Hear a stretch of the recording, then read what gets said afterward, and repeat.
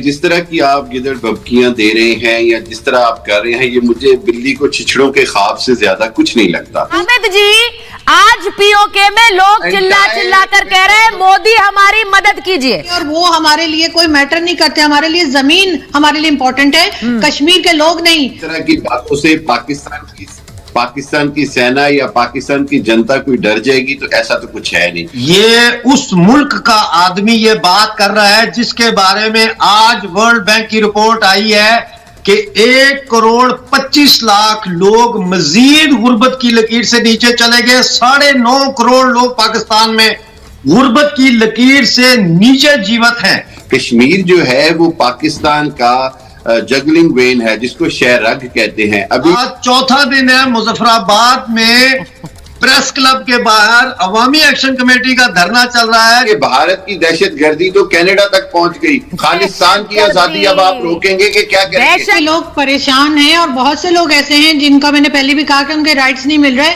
Airport की बात कर रहे थे हामिद साहब, एयरपोर्ट वहां पे बिल्कुल भी नहीं चलता, एयरपोर्ट पे कोई फ्लाइट नहीं जा सकती वहां पे। कनाडा और आपका जो हाल है G20, तो आपकी धड़म हो गई है, खत्म हो गई G20 का सारा गुब्बारा। आपका गुब्बारा तो फट गया उसी दिन जो कनाडा कह रहा है, जो अमेरिका कनाडा के साथ खड़ा है, बहुत बढ़िया कनाडा के साथ खड़ा है। हम कनाडा को भी देखेंगे, आपको तो देख ही रहे हैं इतने साल से, तो उसकी चिंता मत करिए। तो नमस्कार दोस्तों, आपका स्वागत है मेरे YouTube channel Pakistani media on India latest news में। तो दोस्तों, भारत ने पाकिस्तान को यूएन में खुलकर चेतावनी दे दी है कि जल्दी से जल्दी पीओके खाली करो, वरना अंजाम भुगतने के लिए तैयार हो जाओ। ये बात सुनकर पाकिस्तान और पाकिस्तानी मीडिया की चीखें निकल गई हैं। तो दोस्तों, आइए देखते हैं पाकिस्तानी मीडिया और इंडियन मीडिया की लेटेस्ट डिबेट। तो दोस्तों, मेरे चैनल को सब्सक्राइब कीजिए, क्योंकि मैं ऐसी बेहतरीन से बेहतरीन वीडियो आपके लिए लाता रहता हूँ। और हाँ, बेल आइकन दबाना ना भूलें, जिससे मेरी लेटेस्ट वीडियो का अपडेट जल्द से जल्द आप तक पहुँच सके। चलो आइए करते हैं शुरू।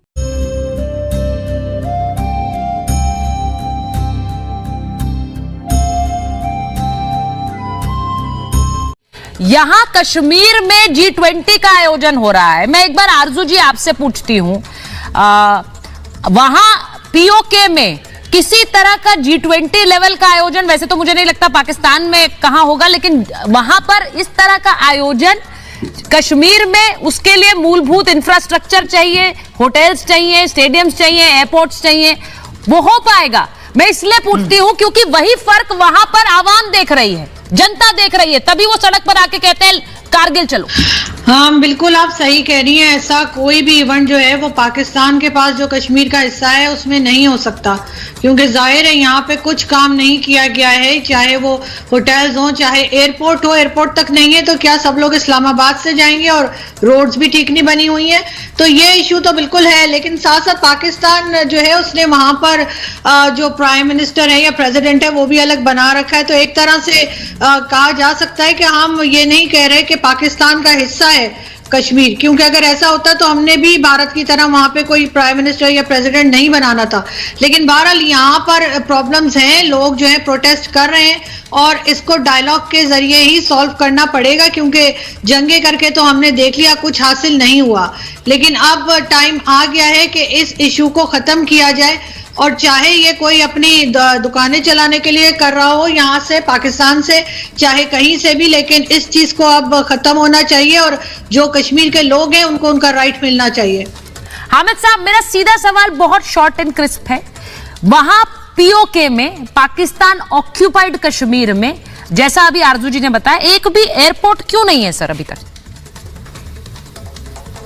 पहली बात तो ये कि मुजफ्फराबाद एयरपोर्ट है। दूसरी बात ये है कि जिस तरह की आप गिदड़ बबकियां दे रहे हैं या जिस तरह आप कर रहे हैं, ये मुझे बिल्ली को छिछड़ों के ख्वाब से ज्यादा कुछ नहीं लगता। अगर आप ये समझते हैं कि इस तरह की बातों से पाकिस्तान की सेना या पाकिस्तान की जनता कोई डर जाएगी, तो ऐसा तो कुछ है नहीं। कश्मीर जो है वो पाकिस्तान का जगलिंग वेन है, जिसको शहरग कहते हैं। अभी आपको सुनाऊंगी अभी आगे में आपको, हामिद जी आप अपनी बात कंप्लीट करिएगा, लेकिन आपको आगे सुनाऊंगी कि पाकिस्तान के लोग ही क्या कहते हैं इस जगलर वेन के बारे में, जो आप कह रहे हैं ना कश्मीर हमारा है, वो सुनवाऊंगी आपको। आप ही के लोग क्या कहते हैं वो आप मुझे, हाँ नहीं बोलिए, मुझे बात कंप्लीट करने दें। दूसरी बात ये कि जिस तरह अभी जनरल GD बख्शी ने खुद मान लिया कि जी वो महाराजा ने हमें दिया था, तो यही तो बात है कि will of the people of the Kashmir was to go with Pakistan. तो आपने विल ऑफ द पीपल तो मानी नहीं। What is the will of the people of POK today, sir? What is the will of the people of POK today, sir? Hamid जी, आज PoK में लोग चिल्ला कर कह रहे हैं मोदी हमारी मदद कीजिए। आज पीओके में लोग चिल्ला कर कह रहे हैं हम कारगिल जाएंगे। विल ऑफ द पीपल, लोगों की मंशा, लोगों की राय आप सुनते हैं क्या? आप लोग सुनते हैं? अगर सुनते हैं हामिद जी, मैं उन लोगों की आवाज सुनवा रही हूँ जो पीओके में बैठे हैं। नहीं हामिद जी, आप उन लोगों की बात मेरी मत सुनिए, उनकी सुनिए जो पीओके में बैठकर ये कह रहे हैं कि हमें कारगिल जाना है, मोदी हमारी मदद करे। क्यों कह रहे हैं वो? मैं पूरी बात कर लूं। अच्छा, अगली बात सुने। अगली बात यह कि भारत की दहशतगर्दी तो कनाडा तक पहुंच गई। खालिस्तान की आजादी अब आप रोकेंगे कि क्या करेंगे? दहशतगर्दी क्या होती है? होने आगे खालिस्तान का जो है वो पूरी दुनिया को मुद्दा पता है, कश्मीर का मुद्दा पूरी दुनिया को पता है। कनाडा और आपका जो हाल है G20 तो आपकी धड़म हो गई है, खत्म हो गई G20 का सारा गुब्बारा। आपका गुब्बारा तो फट गया उसी दिन जो कनाडा कह रहा है, जो अमेरिका कनाडा के साथ खड़ा है, बरतानिया कनाडा के साथ खड़ा है। आपकी अच्छा, ये बड़ा इंटरेस्टिंग है, ये बड़ा इंटरेस्टिंग है। मैं एक बार अमजद साहब के पास जा रही हूं। अमजद साहब, ये बड़ा इंटरेस्टिंग है कि पाकिस्तानियों को एक और मौका मिल गया है तो कनाडा की बात करने लगे, क्योंकि हम तो अपनी बात कर नहीं सकते, हम तो हर लेवल पर एक्सपोज्ड हैं। तो अब कनाडा की बात कर ले। सर, हम कनाडा को भी देखेंगे, आपको तो देख ही रहे हैं इतने साल से, तो उसकी चिंता मत करिए। आप लोग अपनी बात नहीं कर सकते हैं, आप कनाडा पर आ जाते हैं। डॉक्टर अमजद, मैं आपके पास आ रही हूं, अगर आप मुझे सुन पा रहे हैं। यहां पर हामिद साहब कह रहे हैं, वो कह रहे हैं कि भाई कनाडा की बात करने लग रहे हैं, क्योंकि पीओके की लोगों की आवाज तो उन तक शायद पहुंच नहीं रही है। पहुंच रही है क्या? ये उस मुल्क का आदमी ये बात कर रहा है जिसके बारे में आज वर्ल्ड बैंक की रिपोर्ट आई है कि 1,25,00,000 लोग मजीद गुर्बत की लकीर से नीचे चले गए। 9.5 करोड़ लोग पाकिस्तान में गुर्बत की लकीर से नीचे जीवित हैं। इसके अलावा मैं आपको ये बताऊं कि 40% जो है वो पाकिस्तान में लोग गुर्बत की लकीर से नीचे जा रहे हैं। 40% वर्ल्ड बैंक की रिपोर्ट है। इसको छोड़ें, इन्होंने कहा कि महाराजा ने एक्सेशन किया, जीडी बख्शी ने कहा कि महाराजा ने एक्सेशन किया। उस पर इन्होंने ये एतराज उठाया है कि जनाब वो विल ऑफ द पीपल नहीं थी। इनको ये कहें जाके इंडिया इंडिपेंडेंस एक्ट 1947 का पढ़ें, जिसमें ये लिखा हुआ है कि the fate of each and every princely state will be decided by the ruler. और तमाम जो रूलर थे प्रिंसली स्टेट्स के, उन्होंने इकट्ठे होके भारत कायम किया, Republic of India, Republic of Bharat कायम की। और उसी मुआहदे के तहत महाराजा हरि सिंह ने जो है वो भारत में शमूलियत इख्तियार की। ये कहते हैं शाहराग की कहानी सुन ले कि इस वक्त बात सुने, आज 5वां दिन है। ये देखें, ये मैं तो डिटेल्स लेके बैठता हूं ना, मैं तो खाम मैं नहीं लोगों का वक्त जाया करता।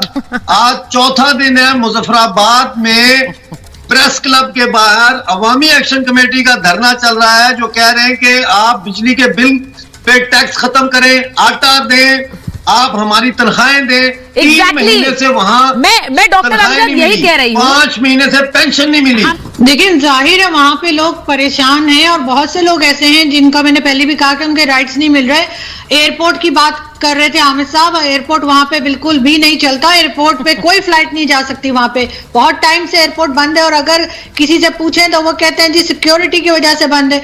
तो रोड्स क्यों नहीं बनाई है? रोड्स भी नहीं बनी हुई है वहां पे। मैं कई लोगों से मिली हूँ जिनको ये भी शिकायत है कि अगर बॉर्डर की तरफ से या किसी तरफ से फायरिंग होती है और वो जख्मी होते हैं तो उन्हें हॉस्पिटल जाने में भी प्रॉब्लम होती है, और उनके पास किसी किस्म की कोई फैसिलिटी नहीं है। तो जब ये हाल कर देंगे, और वो हमारे लिए कोई मैटर नहीं करते, हमारे लिए जमीन हमारे लिए इंपॉर्टेंट है, कश्मीर के लोग नहीं। हम वहां के लोगों को नहीं पूछ रहे या उनके लिए नहीं हम शोर मचाते, हमें जमीन चाहिए। ये बात समझनी होगी, हमारे यहाँ जमीन की इंपॉर्टेंस है, इंसान की नहीं। इसी वजह से उन लोगों का बुरा हाल है और वो बेचारे प्रोटेस्ट करते। अब जाके तो ये हुआ है कि काफी टाइम के बाद हमारा मीडिया भी इस चीज को दिखाने लगा है, वरना उससे पहले ये बात जो थी वो मीडिया तक पहुंचती ही नहीं थी।